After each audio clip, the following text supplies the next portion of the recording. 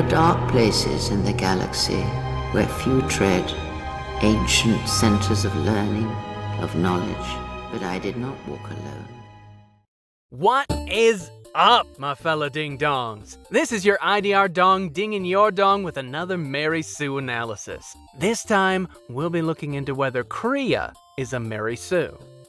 A Mary Sue is an overpowered and perfectly good character with no explanation given for that power level. A Mary Sue is typically instantly liked by all of the established characters, yet at the same time, a Mary Sue doesn't have much of an actual personality. Mary Sues are also instantly liked for no apparent reason, and because of this, Mary Sues feel like a wish fulfillment fantasy, more than they feel like actual characters in the story. Finally, being perfectly good and overpowered, typical Mary Sues are also never embarrassed, and never fail in important ways, which is one reason Mary Sues are typically considered bad screenwriting. So let's find out if Kreia is a Mary Sue. Something to me. I do not have the years required, nor the desire to indulge you. If she served in the war, well, Jedi are supposed to be tough, capable. Yes, and what are they without the Force? Take the greatest Jedi Knight, strip away the Force, and what remains? They rely on it, depend on it more than they know. Watch as one tries to hold a blaster, as they try to hold a lightsaber, and you will see nothing more than a woman, or a man, a child. First, we'll look at whether Kreia is overpowered. This answer is clearly in the positive, as seen when she one-shots 3 Jedi Masters with a single Force power. She can also overpower Aiton's mind, even though Aiton is trained in resisting Jedi mind probes. She manipulates others easily, brings people back from death, and manages to conceal herself from the Jedi Council throughout most of the story. We're also repeatedly given hints that Kreia is very powerful, such as when we're told that only the strongest Force users fought in the Mandalorian Wars, which was something that she did.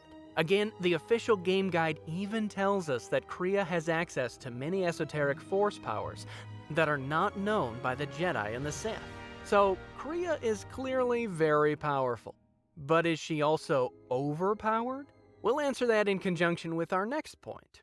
There are techniques within the Force against which there is no defense.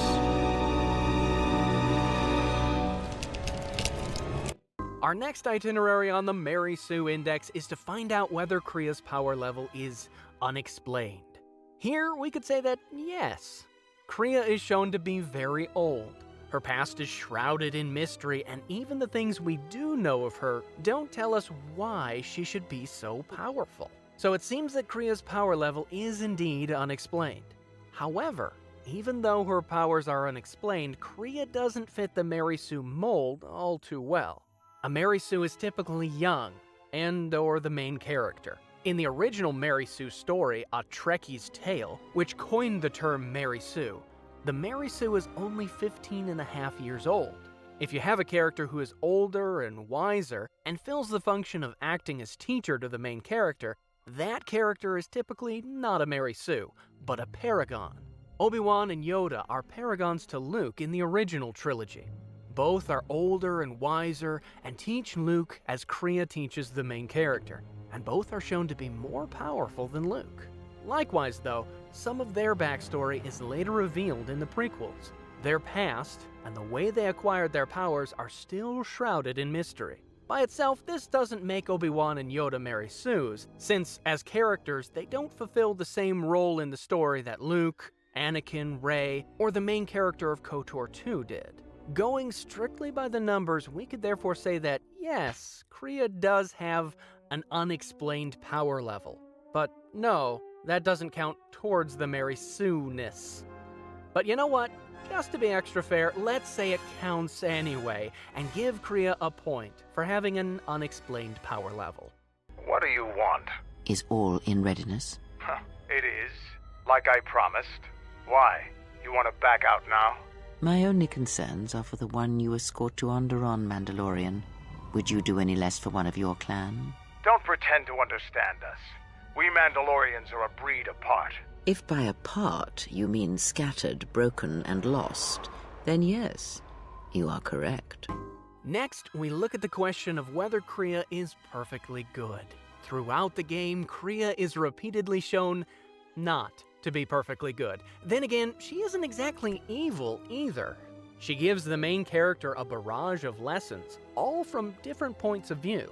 She aims to broaden one's view of the implications of one's actions, and views both good and evil as faulty extremes. She will scold you for committing overly strongly to either the light or the dark side of the Force, and she teaches that there's value in deception, suspicion, and betrayal, just as there can be value in preventing suffering. Thus, for our purposes, we can clearly conclude that Kreia is not perfectly good. At last you have arrived. Is Malachor as you remember? You no doubt have many questions. I would be a poor teacher if I did not give you the answers you seek here now. I never destroyed Atris. She had destroyed herself. I merely stripped away the illusion and brought her truth. Her teachings could not be allowed to continue, and like Malachor, she was part of your past, unresolved. She needed to be something you could confront and defeat one last time. It was part of your training. Let us look at whether Kreia has a personality then. There are many ways to answer this question, and all of them lead to a definite yes.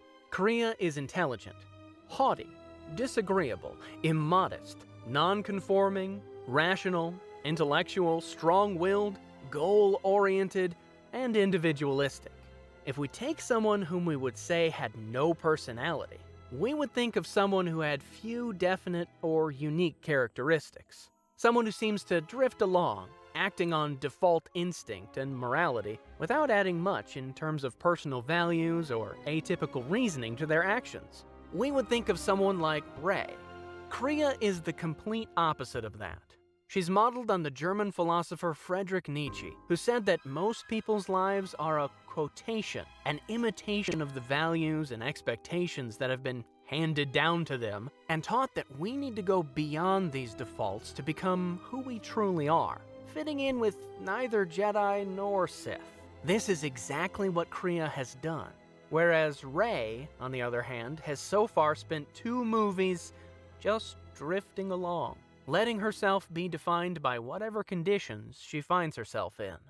It is the internal struggles, when fought and won on their own, that yield the strongest rewards. You stole that struggle from them, cheapened it. If you care for others, then dispense with pity and sacrifice, and recognize the value in letting them fight their own battles. And when they triumph, they will be even stronger for the victory. We also have to answer the question of whether Kreia is instantly liked for no apparent reason.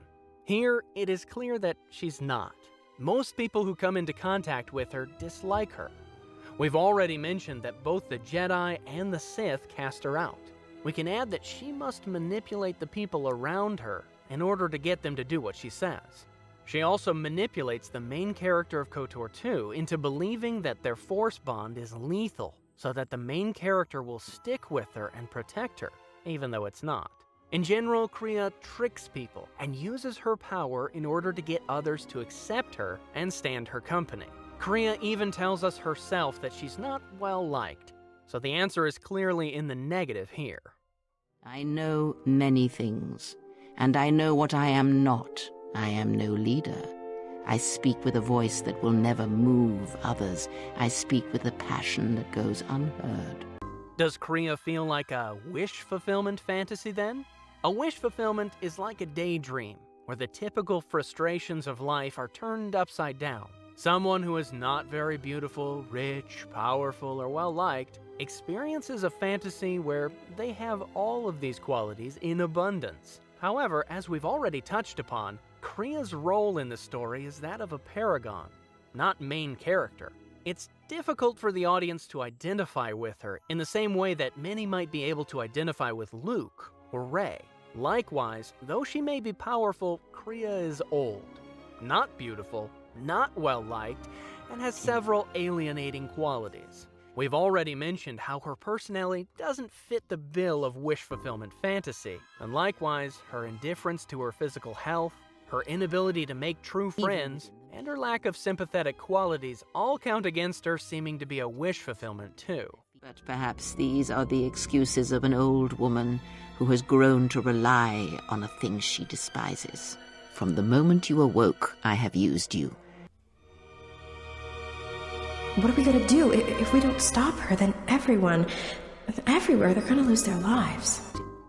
Finally, we must turn to the question of whether Kreia is embarrassed or fails. Here, it's clear that she fails a number of times. She's rejected by both Jedi and Sith. She loses her hand to Darth Sion. She loses the final battle against the main character, and she fails in her ultimate goal of bringing death to the Force. I wield it, but it uses us all, and that is abhorrent to me, because I hate the Force. I hate that it seems to have a will, that it would control us to achieve some measure of balance. Thus, tallying up the final score, Kreia gets 2 out of 7 for being overpowered and for having an unexplained power level. But that is only if we're being generous and following the letter of the law. If we allow for the fact that Kreia is a paragon, not a main character or everyman, her true Mary Sue score is 0 out of 7, leaving her final Mary Sue score at 28.6% or 0%, depending on how you look at it. You were deafened. At last, you could hear. You were broken. You were whole. You were blinded. And at last, you saw. But wait, you may say. I thought the reason people didn't like Rey was that they were afraid of strong woman characters, that they feel threatened by strong women. I mean, J.J. Abrams and Daisy Ridley basically told us as much. So isn't it odd that Kreia is one of the most well-liked characters among the fan base? And a woman? It's almost as if people's problem with Rey isn't that she's a woman,